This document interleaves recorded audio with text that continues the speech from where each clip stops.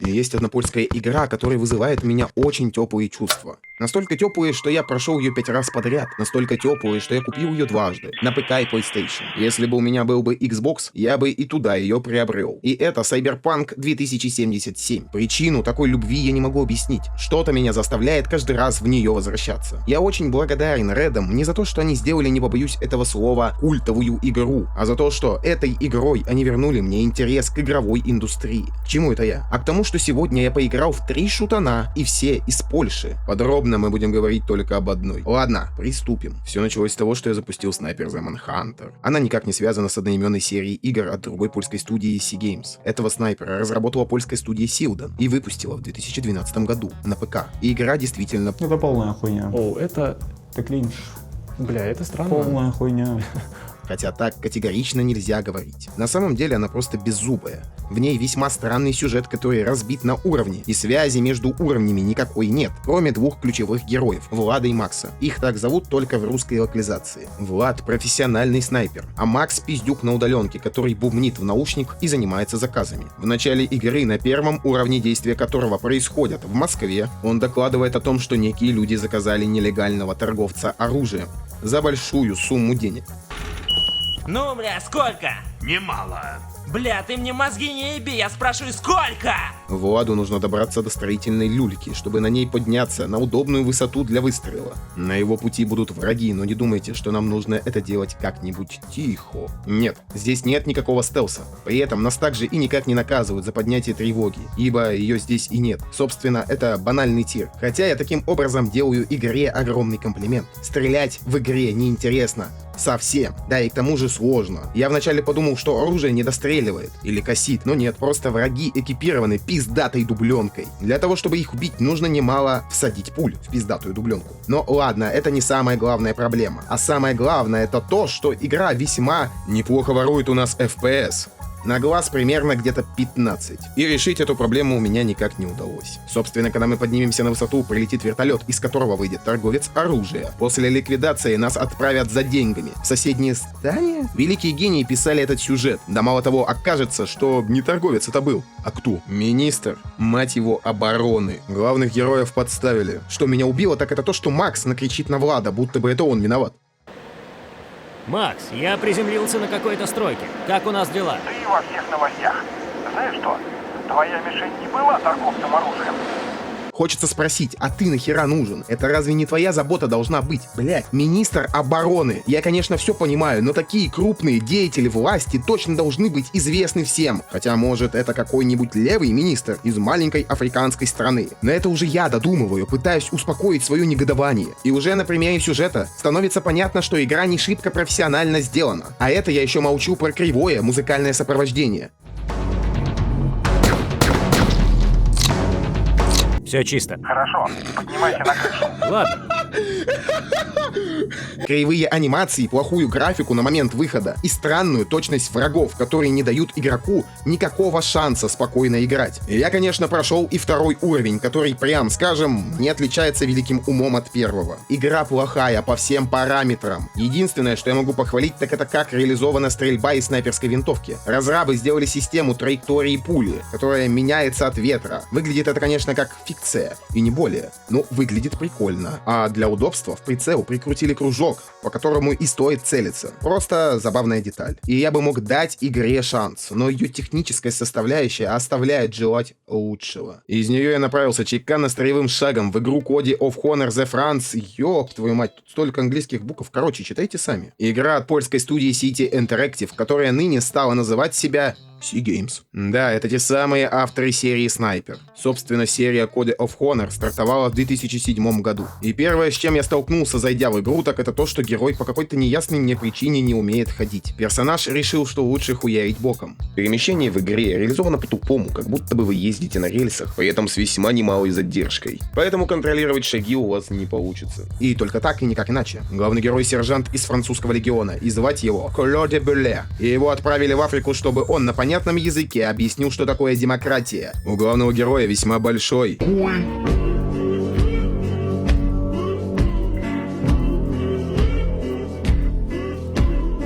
весьма большой арсенал дипломатических инструментов. И для начала нужно бахнуть грузовик с топливом. А также убрать всех тех, кто посчитал, что этот фейерверк был лишним. Карта небольшая, но ходить по ней придется, ибо после наведения порядка в одной из деревень игра попросит направиться в другую. А мы что? Мы не гордые, поэтому ноги в руки вперед. Попутно можно и базукой шмальнуть по БТРу, чтобы не втыкал. Враги весьма меткие, поэтому действительно стоит аккуратно действовать. И признаюсь, игра хоть и старше предыдущие лет на 5, но стрелять в ней приятнее раз так в 10. Убиваем остальных врагов, и за нами прилетит вертолет, и нас перенесут в другой уровень, который не отличается от первого ничем, кроме места действия. Мы также должны ликвидировать всех бандитов.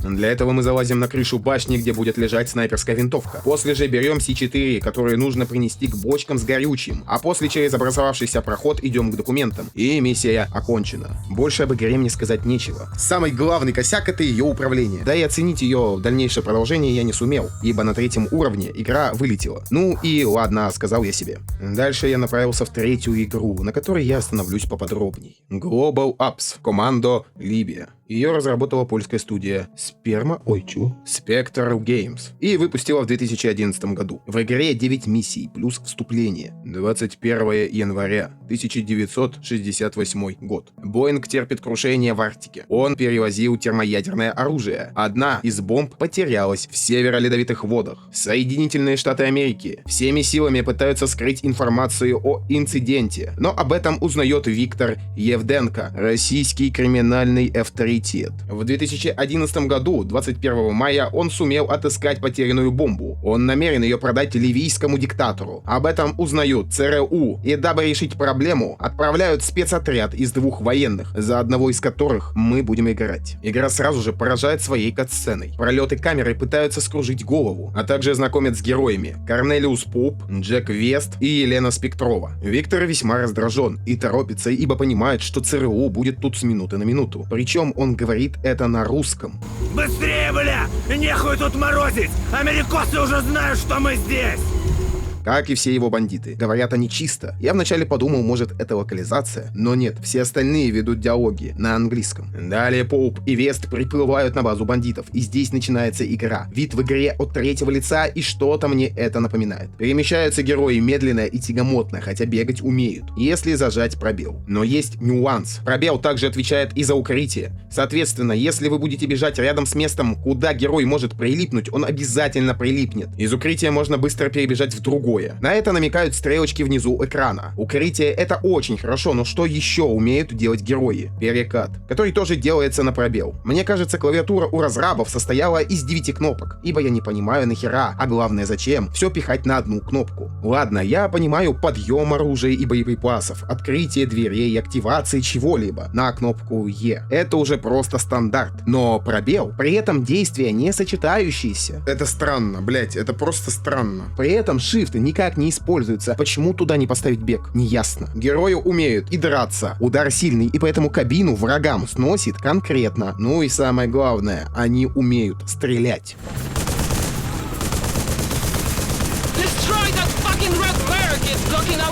Мы можем таскать только 2 оружия. Как правило, это винтовка М4А1 и пулемет М249. Поднять другое оружие тоже можно, к примеру, АК-47 или дробовик М1014. Герой поднимает боекомплект забавно и медленно. А поднимать нужно часто, ибо патроны довольно быстро кончаются. Как-то раз было такое, что я как полоумный бегал и собирал патроны по полю битвы. Задача добраться до корабля, на котором приплыл Виктор, но по пути к нему герои заметят церковь. Вест предположит, что это может быть штаб, поэтому им стоит туда зайти, но это оказалось ловушкой. Вест прикажет нам подняться на колокольню, дабы с высоты мы зачистили территорию. Там нас ждет снайперская винтовка, и знаете, стрелять из нее было бы весьма комфортно, но зона видимости ограничена. Здесь это вполне оправдано, ибо погодка, будем честны, хреновая. Но забегая наперед, в игре всегда присутствует легкая дымка, которая мне мешала играть. Ебучая мода тех лет. Вернемся к колокольне. Приедет БТР, который недурно шмальнет по нам. Колокол примет решение падать, поэтому быстрым шагом текаем вниз. В церковь въедет БТР, сделав перепланировку дверного проема, за что спасибо. Также враги снаружи предположили, что нам душно, поэтому принялись всеми силами открывать окна, гостеприимные. Отбиваясь от бандитов, перемещаясь из укрытия в укрытие, мы постепенно приближаемся к БТРу. Когда задача будет выполнена, произойдет симулятор великого автоугонщика. И теперь игра даст нам покататься на БТР. На нем мы прямой наводкой дубасим поближе к кораблику. Когда мы устраним всех гадов на нижнем уровне корабля, Пол прикажет Весту идти в отсек с двигателем, чтобы он отрубил питание и подготовил его к взрыву. А мы идем наверх, где еще бандосы. Виктор же сядет на вертолет, который мы должны будем взорвать с помощью ракетницы М136, с которой у меня была весьма большая проблема. Я совершенно не понимал, как попасть по вертолету. Но, видимо, разработчики заранее подумали о том, что в их игру может играть Криворукий, и поэтому раскидали весьма много ракетниц. Хотя, знаете, кажется мне, что не в моей криворукости дело. Ракеты весьма криво стреляют. При этом понять, попал ты или нет, трудно. Когда мы сможем подорвать вертолет, Виктор улетит, но он обещает, что мы еще встретимся. С нами свяжется Вест и попросит, чтобы мы быстро спускались в машинный зал. Появится таймер, и по своей сути игра предполагала, что мы, как Джон Уик, будем пробираться через толпу врагов к Весту, а врагов здесь весьма много. Но она не учла один факт. Мне похуй. Поэтому просто бежим, не обращая внимания на присутствующих тут бандосов. В машинном отделении спасаем брата ебаната и уже вместе с ним сбегаем на палубу. Двигатель взрывается, а мы прыгаем в катер, на котором происходит погоня. Это весьма стандартная перестрелка. И вся эта катавасия — рай для СДВГшника. Ибо ровным счетом ни хера не понятно. Проблема в огромном количестве эффектов на экране. Брызг воды, снега, искр от пуль перекрывает обзор конкретно, а при этом все чрезвычайно быстро. И от этого действительно не понимаешь, что мне делать. Куда стрелять? Только прицелился во врага, а он уже куда-то съебался. Поэтому на протяжении всей погони я шмалял так, чисто для вида. Типа занят. Эта вакханалия заканчивается тем, что герои разбиваются. Нихуя себе. Документики. 23 мая 2011 года. Виктор связывается с Зар Руханом, чтобы сообщить о том, что бомба готова к отправке. Они договариваются встретиться на заброшенном заводе. 24 мая 2011 года. ЦРУ не нравится, что бомба осталась у Виктора, тем более не нравится, что ее могут продать ливийскому диктатору. Поэтому нас отправляют разыскать ее. Мы направляемся на заброшенный завод. По пути будет весьма большое количество врагов, интеллект которых весьма скуден. В основном они носятся в панике из стороны в сторону, пытаясь не то чтобы навредить нам, а больше скружить себе голову. Хотя настреливают они весьма больно. Укрытие нам друг. Хотя, знаете, я так думаю, что интеллект в этой игре вообще редкость, ибо напарник наш тот и еще еблан. Он может стать под пулеметную очередь. Ладно, хотя бы он не умирает, и это хорошо. Короче, он здесь больше для вида, не более, не менее. Для вида, который, скажем честно, на момент выхода игры, ну такой. Персонажи пластилиновые, с кривыми анимациями движения, а рот вообще не знает, что такое открываться. Но разодеты они, конечно, достойно, есть даже кармашек для говняшек. Окружающий мир вполне неплохо выглядит, хотя и видно его бюджетность. Короче, в 2011 году графон видали и получше. Знаете, мне понравился отзыв одного пользователя на сайте Metacritic. 17 ноября 2011 года. Ретро-геймер. Все сияет и размыто, как в играх 2006 года. Тем не менее, это не худшая графика, которую мы когда-либо видели. Она просто выполняет свою функцию. Жаль, ведь на дворе уже 2011 год.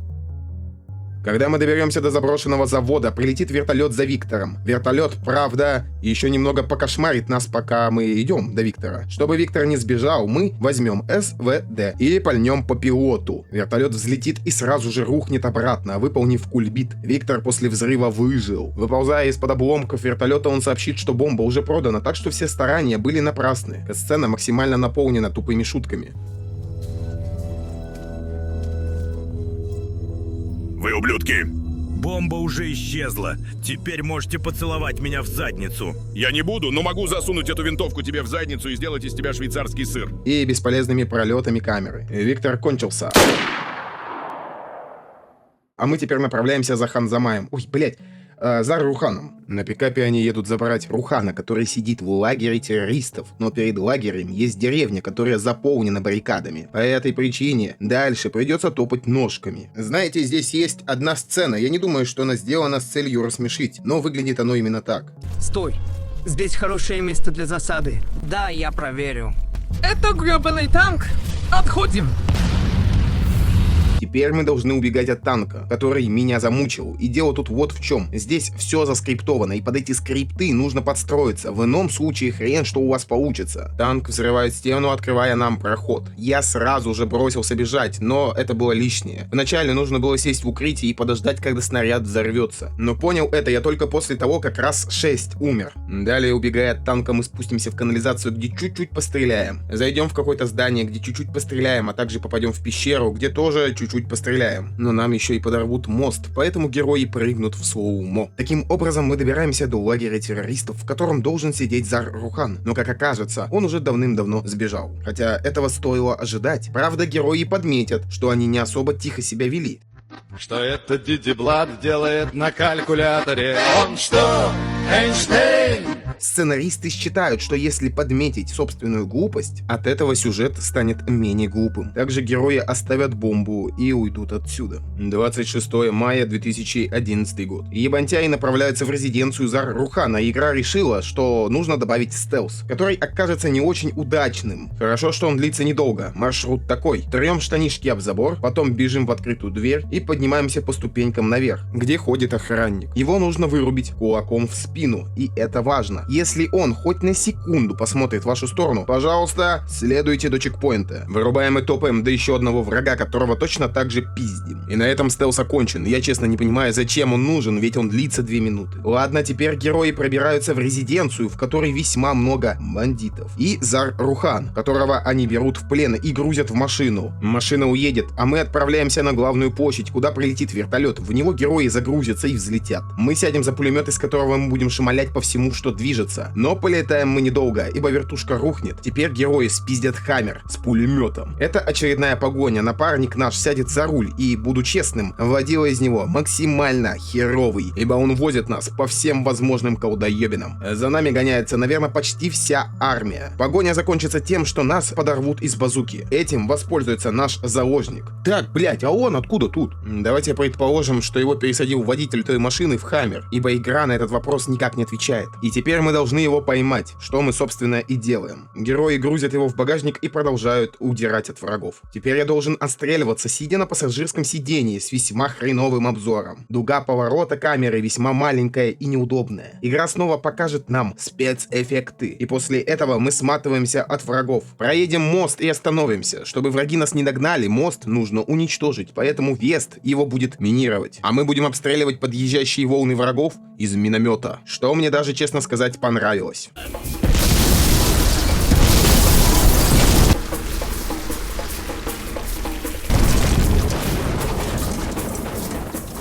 Поуп требует информацию, где находится бомба. Пленник точно не знает, но знает, куда она отправилась. Поэтому мы направляемся на военную базу. Но проехать нам мешает аванпост, на который герои залетают на автомобиле, не задумываясь о том, что в багажнике пленник. Далее герои выйдут из машины, и задача зачистить всю территорию и открыть ворота, чтобы мы дальше двигались. После герои откроют багажник, чтобы проверить пассажира. Собственно, что и требовалось доказать. Багажник — херовая защита. Путь продолжается, но теперь герои косплеят Безумного Макса. И выполнив кульбит, они таки попадают на военную базу. И с легкой контузией вылазят из безумной карусели. Военная база большая и усердно заставлена армией противника. Пройдя далее, герои найдут танк, и нам дадут на нем покататься, который я хочу даже похвалить. За что? Бля, даже эти долбоебы сумели сделать, блять, разворот на месте. Французы не смогли, нахуй. Я в шоке.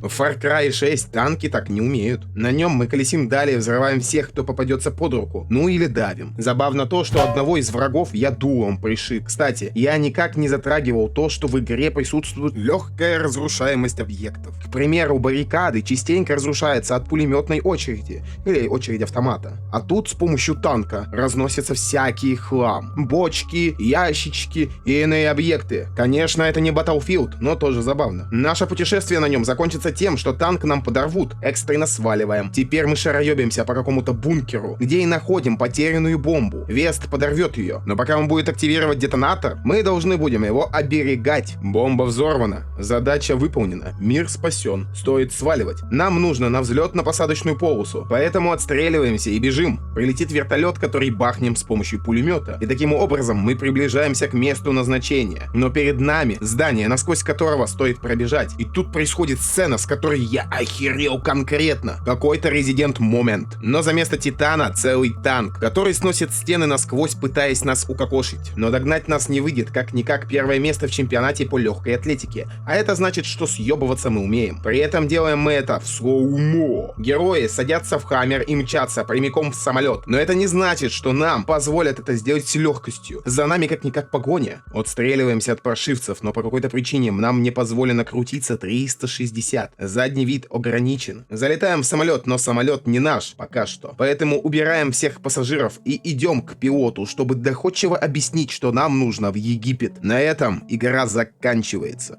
Конечно, это плохие игры. Назревает вопрос. А что, собственно, ты ожидал, блядь? Так этого я ожидал. Знаете, я всегда осознанно ищу именно плохие игры с низкими оценками. Иногда, конечно, нет, и я изначально знаю, что игра прекрасна, но в основном именно плохие игры. У меня просто фетиш такой. Но все же, давайте подытожим. Первая игра действительно дрянная, и никак иначе ее не назвать. Вторая же в целом просто тир, в котором все портит управление. А вот третья в целом оказалась базовым минимумом. Это легкий боевик с тупым сюжетом. И если местный сюжет воспринимать как серьезный боевик, то это тупой боевик. Но если относиться к нему как к какой-нибудь комедии или пародии, а-ля «Голый пистолет», то в какой-то мере это, возможно, даже смешно. Правда, зачастую от того, что это пиздец как тупо. Игра выглядит плохо, и если налепить поверх управления смартфона, то я бы воспринял ее как именно те самые рекламы мобильных помоек. В этой игре каждая ее часть средняя. И похвалить я могу только две вещи. То, что игра не скатилась в унылый однообразный шутинг и изредка старается чем-то удивить. Вот здесь так, а здесь эдак. У игры, на удивление, весьма неплохой саундтрек.